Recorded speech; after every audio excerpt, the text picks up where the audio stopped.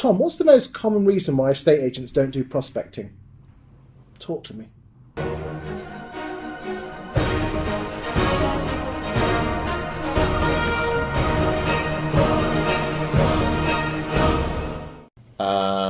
The most common reason is that they suffer from the concept of the gap, and that is that there is a gap between doing something and being rewarded for it.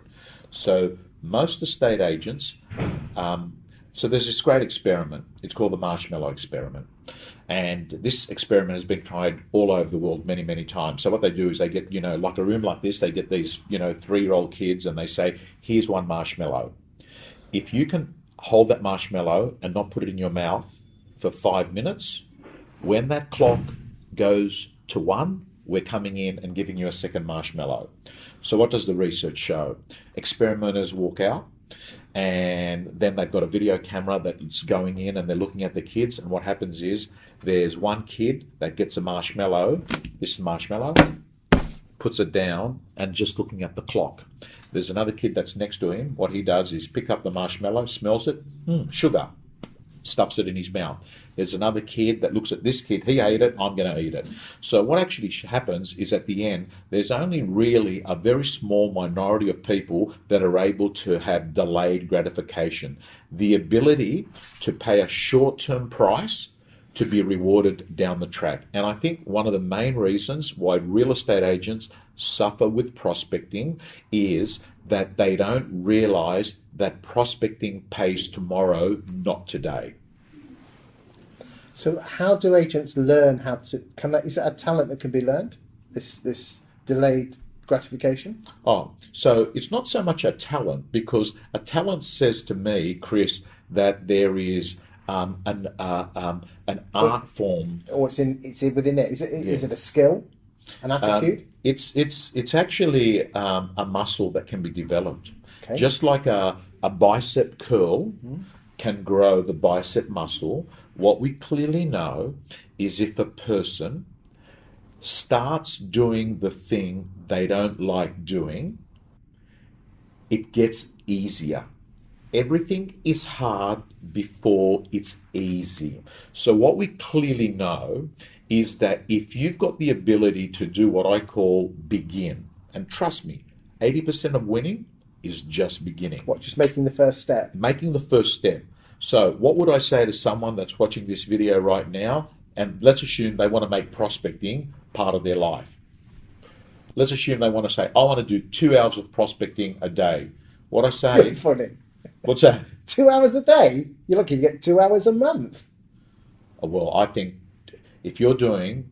If people are watching this video and they're not doing 2 hours prospecting a day, have a look at how much money you're making, because life's really fair, because you're being paid. So I have to say, people that work with me, they're expected to do 2 hours of prospecting before lunchtime. You block off your diary, uninterrupted, 2 hours of power. It's as simple as that. So, but let's assume we're talking to the person that's lucky to do 2 hours per month. Okay. Let's assume we're talking to that person. We're talking top 5% here. Top 5%, which I think if you're watching this video, you should be pumped, because it means your competition's pretty shit. So you should be over the moon, right? So you should be, and sorry for swearing, because... That's okay. We're all friends here. Okay, so Chris, what I would say is, if you're doing 2 hours per month, and I'm suggesting that you should be doing 2 hours per day, which works out to being 40 hours a month, I suggest that your goal shouldn't be to go from 2 hours a month to 40 hours a month. Your goal should be to go from 2 hours to 3 hours. Okay. And then what you should do is to go from 3 hours to 5 hours. What I'm saying is that micro increases are most likely going to be sustainable. But what does smart prospecting look like? Smart prospecting... Because we can all put the hours in, can't we? Yeah.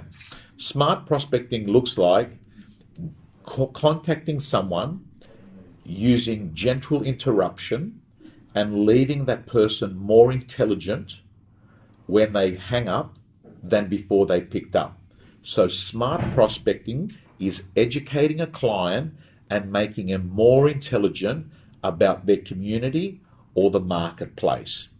Cold prospecting is basically making a phone call that sounds like the Manila call center that is basically just playing a numbers game. Do you want to sell? No, goodbye. That's the difference. So when you say educate, what are we talking about? Making their life better, talking about the stuff they're interested in, like the property market or what's coming on the market or what neighbourhood stuff is selling, those sort of things. Okay. Or what the value of their house is, or all the above. All of the above, but always begin with this question. What keeps my client up at night? What keeps my client up at night? Fears. So, fears. What's stressing them? What problem have they got? And then what you do is you take that problem, you create information and content, which sometimes you create it, sometimes you curate it. And what you do is you provide that to your client, because what you want to do is to become their estate agent before they need an estate agent. So when they need an estate agent, they have already got a brain tattoo of you in their head. That's what you need to do. So Chris, what does that look like specifically? Well, at the moment, we are in Park Lane, Mayfair. And let me tell you, the thing that keeps a client up in this area could be different to what keeps a client up in Doncaster. So what you've got to do is, you can't be that lazy bludger that says, I'll just take what he's doing and give it to my marketplace. So what should you be looking at? If there's a new freeway being built, provide content and information and say, what will this freeway do to the value of your home? If there's a new development going up in the area, what does this development mean to you? If there is some information of a property that has just been sold for a record price, let the marketplace know. So it's anything to do with the economic conditions of the community in your marketplace. That's what you've got to be doing. And at Sanchfest, you'll expand on that even further, will you? At Sanchfest, what I'm going to do is run through various things that estate agents are doing in Australia and New Zealand to actually be educating their clients whilst they're warming them up and they're in that courting relationship before they list them. Thank you, Tom.